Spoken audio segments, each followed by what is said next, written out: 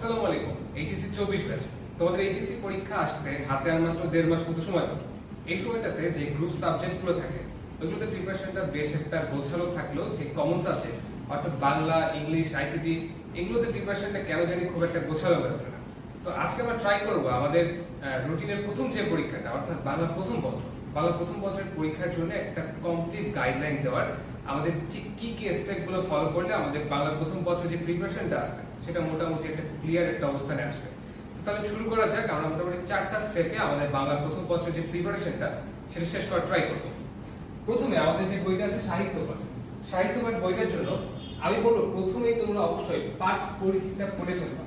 তোমাদের মূল বইয়ে দেখবা যে মূল পাঠের পরে একটা ছোট্ট করে সারসংক্ষেপ দেওয়া থাকে, যেখানে প্রথমে পাঠ পরিচিতি পড়ে ফেলবা। এর মাধ্যমে তোমার যে মূল পাঠটা আছে তার যে কনসেপ্টটা আছে তার ভিতরে কি বলতে চাচ্ছে, মূল যে ইম্পর্টেন্ট জায়গাগুলো আছে সেই সম্পর্কে তোমার একটা আইডিয়া চলে আসবে। তাহলে প্রথমে হচ্ছে পাঠ পরিচিতি পড়ে ফেলা। তারপরে আমরা পড়বো যে মূল পাঠটা। তোমাদের শর্ট সিলেবাসের মধ্যে যে কয়টা টপিক আছে, যে কয়টা গদ্য, যে কয়টা পদ্য, প্রত্যেকটার মূল পার্ট যেটা আছে এটা একবার হলো রিডিং দেওয়া। রিডিং দেওয়ার জন্য তুমি প্রথমে যখন পাঠ পরিচিতি পড়ে আসছো তখন তোমার মূল পাঠটা পড়া অনেক সহজ হয়ে যাবে। তাহলে মূল পাঠটা পড়া হয়ে যাবে। এরপরে কি করা যায়? এরপরে টেস্ট পেপারে যে এমসিকিউ গুলো আছে সেই এমসিকিউ গুলোকে সলভ করতে হবে।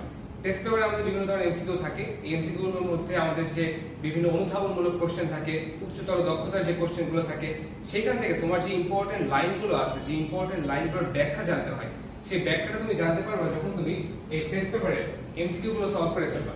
তখন তার মধ্যে যে তোমার বিশিষ্ট যে লাইনগুলো থাকে, তোমার পদ্যের মধ্যে যে লাইনগুলোর মানে তোমাকে জানতে হবে, যে শব্দার্থ, যে টিকাগুলোর মানে তোমাকে জানতে হবে, সেগুলো তুমি এমসিকিউ গুলো সলভ করতে পারলেই মোটামুটি জানা হয়ে যাবে। তারপরে চলে আসো আমাদের চরিত্র বিশ্লেষণ শিখতে হবে। চরিত্র বিশ্লেষণ কি জিনিস? আমাদের যে কোনো গদ্যে কয়েকটা চরিত্র থাকে, সেই চরিত্রগুলো সম্পর্কে, চরিত্রগুলোর বৈশিষ্ট্য, সেই চরিত্রগুলোর মধ্যে কি কি প্রকাশ পাচ্ছে। যেরকম তোমরা যদি অপরিচিতা গল্পে আসো তাহলে অপরিচিতা গল্পে অনুপমের চরিত্রের মধ্যে কি কি বৈশিষ্ট্য প্রকাশ পাচ্ছে, কিংবা অপরিচিতা কল্যাণীর চরিত্রের মধ্যে কি কি চরিত্র প্রকাশ পাচ্ছে, এগুলো তোমাদেরকে একটু খেয়াল করতে হবে। এগুলো খেয়াল করার মাধ্যমে তোমরা মোটামুটি সিকিউ লেখার জন্য প্রিপেয়ার্ড হয়ে যাবে।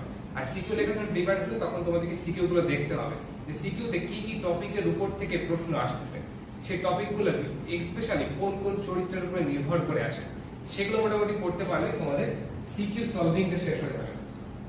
এবার চলে আসো সাহিত্য পাঠটা মোটামুটি সবার একটু গোছানো হয়ে যায়, কিন্তু আমাদের বিজ্ঞানের এলাচের মধ্যে থেকে যে হচ্ছে সহপাঠ বইটা ছোট, কিন্তু আমাদের জন্য বেশ প্যারার একটা কারণ হয়। কারণ কি?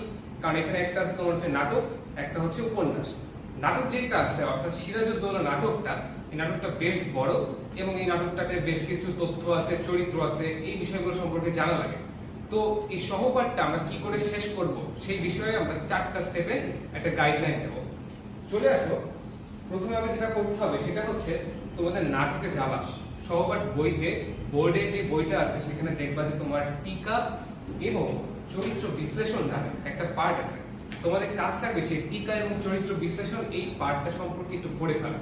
এই পার্টটা পড়লে তোমরা দেখতে পারবা তোমাদের ওই নাটকের মধ্যে কি কি বলতে চাচ্ছে, নাটকের মধ্যে কি কি চরিত্র আছে, সেই চরিত্রগুলোর বৈশিষ্ট্য এই সম্পর্কে তোমরা একটা পূর্ণাঙ্গ গাইডলাইন পেয়ে যাবে যদি তোমরা টিকা এবং চরিত্র পরিচিতি এই পার্টটা পড়ে ফেলতে পারো। এবার চলে আসো গুরুত্বপূর্ণ কিছু লাইন। প্রত্যেকটা নাটকে কিংবা উপন্যাসের প্রত্যেকটা লাইন আসলে ইম্পর্টেন্ট হয় না। কিছু কিছু স্পেসিফিক লাইন আছে যে লাইনটা আমাদের যে লেখক থাকে তিনি স্পেশাল কিছু মিনিং এর জন্য বের করেন, আর সেই লাইনগুলো তোমাদেরকে পড়তে হবে। তার জন্য তোমরা একটা গাইড নিতে পারো, একটা টেস্ট পেপার নিতে পারো।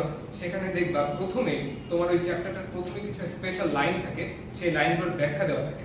সো সেই যে ব্যাখ্যাগুলো আছে, গুরুত্বপূর্ণ লাইনগুলো, সেই গুরুত্বপূর্ণ লাইনের ব্যাখ্যাটা করে ফেলবা।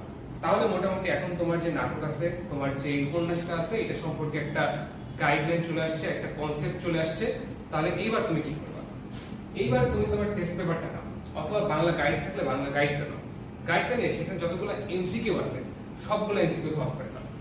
সবগুলো এমসিকিউ কেন? কারণ তোমার এমনিতে নাটক কিংবা উপন্যাস এটা কম পড়া আছে। এটা সবারই মোটামুটি ট্রু থাকে যে আমাদের নাটকটা বা উপন্যাসটা আমরা পুরোটা পড়ে পারি না। এই জন্য এমসিকিউ যতগুলো আছে সবগুলো হচ্ছে সলভ করে ফেলবো, যাতে করে বোর্ডে যেখান থেকে এমসিকিউ আসুক আমাদের জন্য মোটামুটি সবকিছু দেখার মধ্যে থাকে। এমসিকিউ সলভিং শেষ। এরপর চলে আসো, এরপর তোমার সিকিউ কিছু কোশ্চেন দেখবা। নাটকগুলো অনেক বড় হয়, উপন্যাসগুলো অনেক বড় হয়, কিন্তু তুমি যদি সিকিউতে লক্ষ্য করো তাহলে দেখতে পারবে যে সিকিউতে কিছু নির্দিষ্ট টপিক থেকে সিরাজউদ্দৌলার চরিত্রের বৈশিষ্ট্য, সিরাজউদ্দৌলা কিভাবে করে পরিচিত হলো, মীর জাফরের চরিত্রের বৈশিষ্ট্য, এরকম কয়েকটা নির্দিষ্ট টপিক থেকে বারবার সিকিউ আসে।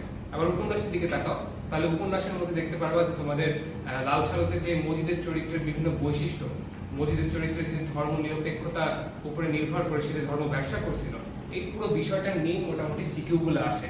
এবং ওই গ্রামের মানুষের মন মানসিকতা, কুসংস্কারের দাদুলে পড়া, এই সকল বিষয়গুলোর মধ্যে ইউজুয়ালি আমাদের সিকিউর কোশ্চেন গুলো আসে। তো সিকিউর জন্য নির্দিষ্ট কিছু টপিক পড়লেই তোমার হয়ে যাচ্ছে। তুমি সিকিউর জন্য কতগুলা কোশ্চেন দেখো এবং তার মাধ্যমে তুমি আসলে বুঝতে পারবে তোমার কি টপিক থেকে প্রশ্ন আসতে পারে। তাহলে কমপ্লিট একটা গাইডলাইন আমি চলে আসি। আমরা তাহলে প্রথমে সাহিত্য পাঠের জন্য যেটা করব, সাহিত্য পাঠের জন্য আগে আমরা আমাদের যে পাঠ পরিচিতি আছে সেটা কমপ্লিট করে ফেলবো, মূল পাঠ করব, এরপর এমসিকিউ সলভ করব, সিকিউ সলভ করব। ব্যাস 4টা ধাপে আমাদের ফার্স্ট পার্ট মোটামুটি কমপ্লিট। এরপর সহপাঠ, সহপাঠে এসে আমরা মোটামুটি প্রথমে হচ্ছে তোমার ওই পাঠ্য সম্পর্কে পড়বো, চরিত্র বিশ্লেষণ দেখবো, গুরুত্বপূর্ণ লাইন পড়বো এবং এমসিকিউ সিকিউ সলভ করবো। তাহলে ইনশাআল্লাহ আশা করা যায় তোমাদের একটা কমপ্লিট গাইডলাইন চলে আসবে, একটা কমপ্লিট প্রিপারেশন চলে আসবে। ইনশাআল্লাহ জুনের শেষ দিকে এসে তুমি একটা ভালো একটা প্রিপারেশন নিয়ে এইচএসসি পরীক্ষা দিতে পারবে।